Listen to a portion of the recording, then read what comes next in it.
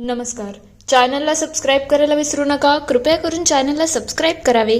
आणि आजच्या एपिसोडमध्ये जर मी शॉर्टमध्ये सांगायला जाऊ तर आजच्या एपिसोडमध्ये खूप साऱ्या गोष्टी अशा वेगळ्या घडणार आहेत. म्हणजे समजा की मीनाक्षीचे फर्स्ट पिरियड्स येणार आहेत आणि त्याच्यामध्ये सगळं ऑलमोस्ट एपिसोड त्याच्यावरतीच आहे. या लोक कसं त्याला पॅम्पर करतात, कशा आपल्या फिलिंग्स सांगतायत, या सगळ्या गोष्टी आहेत. आणि आजचा एपिसोड थोडा इमोशनल ट्रॅकवरती पण आहे. म्हणजे जुन्या पिढी परंपरा कशा असतात, काय असतात यावरती आहे. चला बघूया आजच्या एपिसोडमध्ये काय काय घडलंय. नमस्कार. आजच्या भागात आपण बघणार आहोत इकडे मीनाक्षी ज्यूस पित असते तेवढ्यात तिथे तेजा, प्रेरणा आणि श्वेता येतात आणि विचारतात, काय ग तुझी अक्का कुठे आहे? तेव्हा ती म्हणते त्या तर कपडे बदलायला आत गेल्या आहेत. तेव्हा ती म्हणते अगं ये ना बाहेर, आम्ही तुला भेटायला आलो आहोत. तेव्हा वल्लरी बाहेर येते. श्वेता आणि तेजा तिचं मन भरून कौतुक करायला लागतात. तुझं कोणी कौतुक केलंय तुला माहिती का? द ग्रेट मंजुषाताईंनी. त्या खूप मोठ्या समाजसेविका आहेत आणि त्यांनी तुझे पाय बी धरले. हे खरंच खूप ग्रेट होतं. म्हणजे वल्लरीचं अजूनच कौतुक करावं तेवढं कमीच आहे. तेव्हा श्वेता म्हणते कौतुक असावं ते ठीक आहे, पण पाय बी धरणं हे जरा अति झालं. हे काही मला पटलं नाही. तेवढ्यात तेजा म्हणते अच्छा तुला मैत्रिणीचं कौतुक झालेलं पटत नाही का ग? पोटात दुखायला लागलं का? तेवढ्यात लगेच प्रेरणा इकडे मीनाक्षीच्या जवळ जाते आणि म्हणते हे बघ तुझ्या वल्लरी अक्काला श्वेता अक्का कशी बोलते. तेव्हा ती म्हणते काय श्वेता अक्का, माझ्या वल्लरी अक्काला काही बोलू नका. तेव्हा श्वेता म्हणायला लागते काय ग चायपासून किटलीत जास्त गरम आहे. मी तुझ्या वल्लरी अक्काला बोलेलच, हे जरा जास्तच आहे. तेव्हा ती म्हणते वल्लरी अक्काला काही बोलायचं नाही, ती माझी अक्का आहे आणि ती भारीच आहे. तेव्हा ती म्हणते अगं ती स्वतः काही बोलत नाही आणि तुझं काही तोंड जास्त चाललंय. तेव्हा ती म्हणते मी बोलेल, माझी अक्का आहे, तिच्या बाबतीत मी काहीच ऐकून घेणार नाही. तेव्हा श्वेता म्हणते अच्छा असं आहे का, म्हणजे एवढीशी तर तू आहेस आणि तोंड किती तुरुतुरू चालतंय ग तुझं. तेवढ्यात धावत धावत मीनाक्षी बाथरूममध्ये जाते आणि ते बघतात सगळे खूप घाबरून जातात की नेमकं घडलं तरी काय. तेव्हा सगळे म्हणतात काय झालं मीनाक्षी, सगळं ठीक आहे ना, काही प्रॉब्लेम तर नाही ना. तेवढ्यात श्वेता म्हणते अगं मी मस्ती करत होती, तू उगाच मनाला लावून घेऊ नको. तेव्हा ती म्हणते असं काहीच नाही आहे. ती रडत रडत वल्लरीच्या जवळ येते. तेव्हा सगळे म्हणतात काय झालंय तुला, तू ठीक तर आहेस ना. तेव्हा ती म्हणते काय झालं, आईची आठवण येते का की काही दुसरं प्रॉब्लेम आहे. तेव्हा ती म्हणते नाही मला आईची आठवण येत नाही. तेव्हा ते विचारतात मग घडलं तरी काय आहे जी तू अशी पॅनिक झाली आहे. तेवढ्यात तेजा आणि श्वेताचं लक्ष जातं आणि वल्लरीलाही ते दाखवून देतात की बघ आय गेस तिला पिरियड्स आले आहेत. तेव्हा वल्लरी म्हणते एक काम करा, एक टॉवेल आणि गरम पाणी घेऊन या, म्हणजे आपल्याला तिला थोडं पॅम्पर तर करायला लागेल ना. इकडे मीनाक्षी तिचे कपडे चेंज करून थोडी रडायला लागलेली असते. तेव्हा वल्लरी तिला समजूत काढायला लागते अगं हे सगळं चालूच असतं, तू ह्याच्यावरती वाईट वाटून घेऊ नको. महिन्यातून 4-5 दिवस आता हे होतच राहणार आहे, मग तू यासाठी पॅनिक होऊ नको. तेव्हा तेजा म्हणते हे बघ आपण स्ट्रॉंग आहोत आणि आता तुला या सगळ्याची सवय करायला लागेल, हे नॅचरल आहे, मग तू जास्त लक्ष देऊ नको. तेव्हा श्वेताई म्हणते हे बघ तू तर कणखर आहेस ना, मग तू सगळं हँडल करू शकते, तर हे सुद्धा तुला खूप छान प्रकारे जमल, तू सगळं काही नीट हँडल करशील. तेव्हा वल्लरी म्हणते हे बघ आम्ही आहोत ना, तुला काही दुखलं काही झालं तर तू आम्हाला कळू शकते आणि बिलकुल काळजी करू नको, पहिल्यासारखं असं काहीच नाही आहे, तू कुठेही जाऊ शकते, काहीही करू शकते. तेव्हा श्वेता म्हणते तू शाळेतही जायचं आणि शाळेबरोबर छोट्या मोठ्या ऍक्टिव्हिटीजही करायच्या, फक्त स्वतःची जरा जास्त काळजी घ्यायची. तेव्हा वल्लरी म्हणते काळजी तर घ्यायची आणि मस्ती सुद्धा करायची, फक्त थोडं स्वतःला जपायचं असतं, पण काळजी करू नको, हे फक्त 4-5 दिवसच असेल, पूर्ण महिनाभर तुला त्रास होणार नाही. तेव्हा ती म्हणते मला सगळं माहिती आहे, मी रोबोटिक्स शिकते, मग मला या बेसिक गोष्ट माहिती आहे, मला याचा त्रास होत नाही. तेव्हा ते म्हणतात मग का ग एवढं तोंड वासून रडत होती, नेमकं रडण्यामागचं कारण काय आहे, एवढं गळा फाडून रडली की आम्हाला सगळ्यांना घाबरून टाकलं. तेव्हा प्रेरणा म्हणते तेजा तू काय बोलते, ती मुलगी लहान आहे ना, तिला माहिती असलं तरी सुद्धा या सगळं जेव्हा होतं तेव्हा पोरींसाठी पॅनिक सिच्युएशनच असते ना, मग तिला जरा समजून घ्यायला पाहिजे आपल्याला. तेव्हा ती म्हणते मला वेगळ्या गोष्टीचं वाईट वाटत आहे, म्हणजे आता हे सगळं माझ्याबरोबर इथे झालं आहे ना, मला माझ्या घरी सेलिब्रेशन करायचं होतं, आमच्यामध्ये जेव्हा पहिले पिरियड्स येतात ना तेव्हा खूप मोठं सेलिब्रेशन करतात आणि माझी आई म्हणाली होती की ती माझं खूप मोठं सेलिब्रेशन करेल, पण आता इथे आई सुद्धा नाही आहे आणि मला ते सगळं हवं होतं, गिफ्ट आणि बाकी सगळं खूप मजा असते, ते मला सगळं पाहिजे होतं, पण इथे असं काहीच होणार नाही. म्हणून मला जास्त वाईट वाटत आहे की मला एवढा मोठा फंक्शन करताही आला नाही. आता मी काय करू? हे सगळं ऐकल्यानंतर वल्लरी आणि बाकी सगळ्यांना थोडं टेन्शन आलेलं असतं, पण तिला अजून सुद्धा थोडा थोडा त्रास होत असतो. तेव्हा तेजा म्हणायला लागते, खरंच या मुलींना मानायला पाहिजे. आत्ताच्या मुली किती स्ट्रॉंग आहेत ना, सगळ्या गोष्टी किती इझिली हँडल करतात. म्हणजे खरंच ती रोबोटिक शिकते तसंही, पण त्यांना या गोष्टींची ही जाण आहे. तेव्हा वल्लरी म्हणते, मी तर आईविना वाढलेली मुलगी होती, माझ्यासाठी या सगळ्या गोष्टी खूप घाबरणाऱ्या होत्या.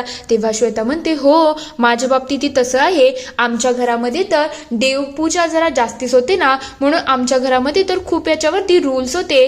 तेव्हा तेजा म्हणायला लागते, पण माझ्या घरामध्ये चांगलं होतं, माझी आई मला सगळ्या गोष्टी सांगते, पण तरी सुद्धा मी घाबरली तर होती. तेव्हा श्वेता म्हणते, तू घाबरली होती, मग तू विचार कर ना आमची किती वाट लागली असेल.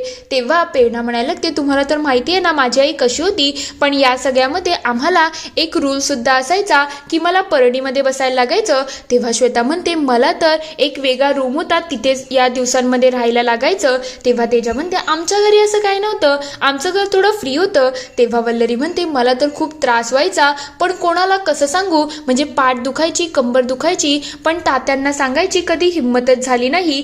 पण आत्ताची जनरेशन बघा ना किती ॲडव्हान्स आहे आणि या सगळ्या गोष्टी दुखणं म्हणून नाही तर प्रॅक्टिकली हँडल करतात. तेव्हा ते म्हणतात, आमच्या घरांमध्ये तर आई सांगायची की लोणच्याला हात लावायचं नाही, याला हात लावायचं नाही, त्याला हात लावायचं नाही, खूप सारे रूल्स असायचे. तेव्हा या सगळ्यांपासून आत्ताची पिढी जरा ॲडव्हान्सच आहे ना, आणि तेव्हा ना पुरुषांना या गोष्टींबद्दल काहीच आयडिया नसायची, पण आत्ताचे पुरुष थोडेसे ॲडव्हान्स झाले आहेत. तेव्हा तेजा म्हणते, जेव्हा मी या दिवसात असते ना, तेव्हा माझं तर खूप लाड होतात. हर्षित माझ्यासाठी डार्क चॉकलेट मागवतो, त्यानंतर तुम्हाला फ्रूट्स कापून देतो, माझी खूप काळजी करतो आणि कधी कधी माझी पाठसुद्धा चेपून देतो. तेव्हा ती म्हणते, हे तर खरंच खूप छान आहे आणि हे सुद्धा माझी काळजी घेतात. तेवढ्यात इकडे श्वेता म्हणायला लागते, हे सगळं तर आहे, पण आता तिला जी पूजा करायची आहे त्याबद्दल आपण काय करायचं? तेव्हा ती म्हणते, तिचा विचार तर करायला पाहिजे, पण तिथले आपल्याला रूल्स रेग्युलेशन काहीच माहिती नाही, मग आपण तिची पूजा कशी काय करू शकतो? हे सगळं करणं थोडं कठीणच असेल ना. तेव्हा वल्लरी म्हणते, आपण जरा सर्च करायचं का काय असतं याच्यामध्ये. तेव्हा प्रेरणा म्हणते, अगं पण तुझ्याकडे तर तिच्या आईचा नंबर आहे ना, तू एकदा त्यांना कॉल कर, म्हणजे आपल्याला कळेल की नेमकं प्रकरण काय आहे आणि सगळं करणं सोपं होऊ शकतं. तेव्हा वल्लरी म्हणते, ठीक आहे, मी तिच्या आईला फोन करते आणि सगळं विचारते. तेव्हा तेजा म्हणायला लागते, अच्छा मग आता मिशन मीनाक्षी हे सुरू झालं आहे का? सगळ्या खूप खुश होऊन जातात की आता काहीतरी नवीन करायला मिळेल. तर दुसरीकडे इकडे मनोज मीनाक्षीसाठी गिफ्ट घेऊन येतो. तेव्हा तो म्हणतो, हे बघ मी तुझ्यासाठी कपडे आणले आहेत, जर तुला आवडले तर ठीक आहे, जर नाही आवडले तर तू काळजी करू नको, आपण लगेच चेंज करून येऊ. तेवढ्यात वल्लरीही त्यांचं बोलणं ऐकते. तेव्हा ती म्हणते, हे तर तुंब भारी आहे. तेव्हा तो म्हणतो, तुंब भारी म्हणजे तुला आवडलं की नाही आवडलं? तेव्हा ती म्हणते, खूप छान आहे आणि खरंच हा माझा फेवरेट कलर आहे. तुम्हाला कसं कळलं माझा हा फेवरेट कलर आहे? तुम्हाला माहिती आहे का, माझी आई आणि माझे आप्पा सुद्धा असेच आहेत. माझी आई म्हणते, जी माणसं ना खूप चांगली असतात ना त्यांना बेबी गर्ल होते, तुम्हालाही बेबी गर्ल होईल. हे ऐकल्यानंतर मनोजच्या तोंडातून शब्दच निघत नसतात. तेव्हा ती म्हणते, मला सांगितलं आहे ना आईने आणि माझ्या बाबांनी सुद्धा, जी माणसं खूप भारी आणि खूप प्रेमळ असतात ना त्यांनाच बेबी गर्ल होते आणि तुम्हाला तर नक्कीच होईल आणि मला तर खात्री आहे तुम्ही तिचे सुद्धा असेच लाड करणार. खरंच आप्पा तुम्ही खूप छान आहात, तुम्ही माझे खूप लाड सुद्धा केले, हे मला खूप आवडलं आहे. हे सगळं ऐकल्यानंतर वल्लरी मनोजकडे बघायला लागलेली असते. तेव्हा ती म्हणते, मी विचार केला होता की मी बाळाचा विचार सोडून टाकेल, पण आता या मुलीचं बोलणं ऐकून माझ्यात एक धीर आला आहे. श्वेताताईंनी जो नंबर दिला आहे, एकदा त्यांच्याशी कन्सल्ट करणं आता मला योग्य वाटत आहे.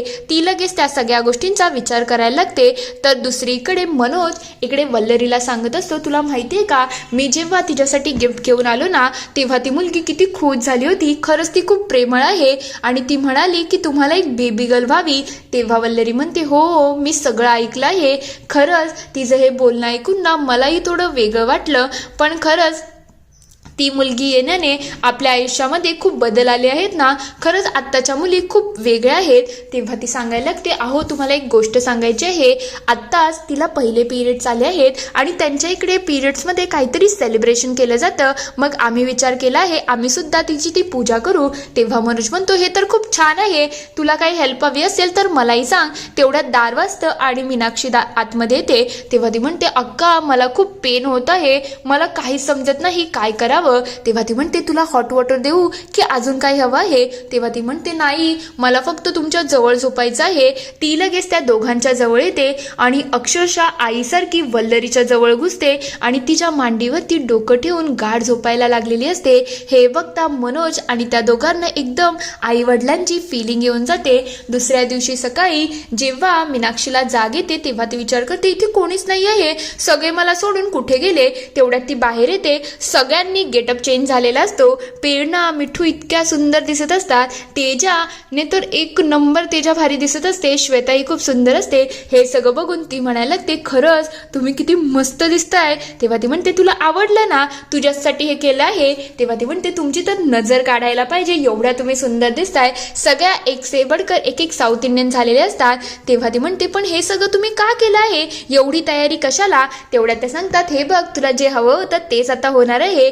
ते बघून ती अजूनच खुश होते आणि वल्लरीला अक्षरशः मिठी मारते की अक्का खरंच थँक्यू, तुम्ही तर माझ्यासाठी खूप काही करायला घेतलं आहे. लगेच तिला त्या बॉलमध्ये बसवतात आणि एक एक करून पहिले वल्लरी, त्यानंतर प्रेरणा आणि बाकी सगळ्या जणी सुद्धा तिला हळद लावतात. हळद लावल्यानंतर तिच्या अंगावरती जाळीने पाणी टाकलं जातं आणि नंतर तिच्या नावाचं पूर्ण केळवणासारखं बनवलेलं असतं आणि तिथे मागे मीनाक्षी लिहिलेलं असतं. मीनवाईल मीनाक्षी आणि बाकी सगळे रेडी होऊन येतात. मीनाक्षीची आरती ओवाळली जाते, तिच्या चेहऱ्याला हळद लावली जाते आणि त्यानंतर सगळे तिला गोड भडवायला लागतात आणि ती खूप खुश असते. तेवढ्यात तिथे मंजुषा ताई सुद्धा येतात आणि सगळे तिच्या अवतीभोवती डान्स करायला लागतात. तिलाही मध्ये घेतात आणि मस्तपैकी पिंगा घालायला सुरुवात झालेली असते आणि हे सगळं करून मीनाक्षी ही खूप खुश असते. इथे हा पूर्ण एपिसोड संपतो. पुढील भागात आपण बघणार आहोत. इकडे वल्लरी तेजाला कॉल करते आणि म्हणते, तुमच्याकडे मीनाक्षी आली आहे का. तेव्हा ती म्हणते, नाही काय झालं. तेव्हा ती म्हणते, ही मुलगी गेली कुठे आहे, मला काहीच समजत नाही आहे. म्हणजे परक्याची पोर आपल्या घरी आली आहे आणि अचानक ही अशी कशी काय गायब होऊ शकते. सगळेजण तिला शोधाशोध करायला लागतात. तेवढ्यात एक टेम्पोमध्ये मीनाक्षी झोपलेली असते. तेव्हा इकडे सगळेजण एक एक करून तिला शोधण्याचा प्रयत्न करतात. तेवढ्यात वल्लरीच्या मागून तो टेम्पो जातो आणि त्याच्यामध्ये मीनाक्षी बेशुद्ध असते. इथे हा पूर्ण एपिसोड संपतो. आता खरंच मीनाक्षीचा शोध हे सगळे घेऊ शकतील की मीनाक्षी हरवेल. तुम्हाला काय वाटतं ते मला कमेंटमध्ये नक्की कळवा. व्हिडिओ आवडला असेल तर लाईक, शेअर, सबस्क्राईब करायला विसरू नका. Thank you for watching.